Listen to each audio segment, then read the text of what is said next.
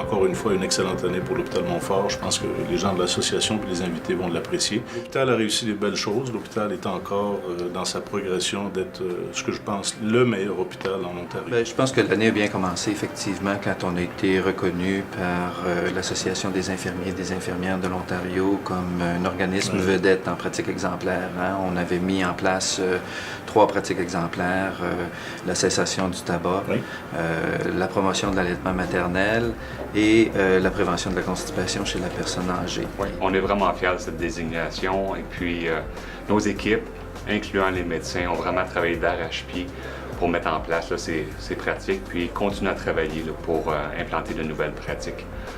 Les patients là, sont vraiment bien traités à Montfort.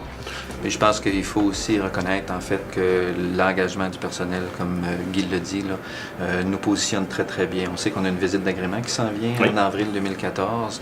Alors nous positionne très bien là, pour aller chercher la meilleure cote possible, soit l'agrément avec mention d'honneur. C'est un des objectifs qu'on se fixe. C'est un bel objectif à atteindre. Absolument. Bravo. Puis évidemment, on a ce statut, si on veut, d'hôpital universitaire. On n'a peut-être pas la reconnaissance, mais on a certainement la volonté de le faire. On le fait. Puis je pense qu'on le fait avec brio.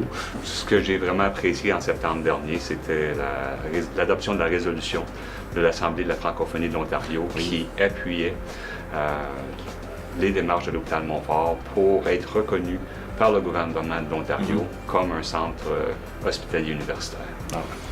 On a eu aussi l'appui inconditionnel du regroupement des intervenantes et intervenants francophones en santé et en services sociaux de l'Ontario, qui, évidemment, pour eux, on représente une solution pour les pénuries en travailleurs de la santé. Il ne faut pas oublier non plus que soit les médecins ou les infirmières ou les professionnels de la santé qu'on forme, on les forme en français chez nous, mais c'est des gens qui sont bilingues et qui offrent des services dans les 2 langues. Il faut penser aussi au rehaussement des programmes qui sont déjà existants et aussi l'arrivée de nouveaux programmes. On parle de réadaptation cardio-respiratoire, on parle de l'amélioration du service de cardiologie, on parle de l'ajout des lits en santé mentale.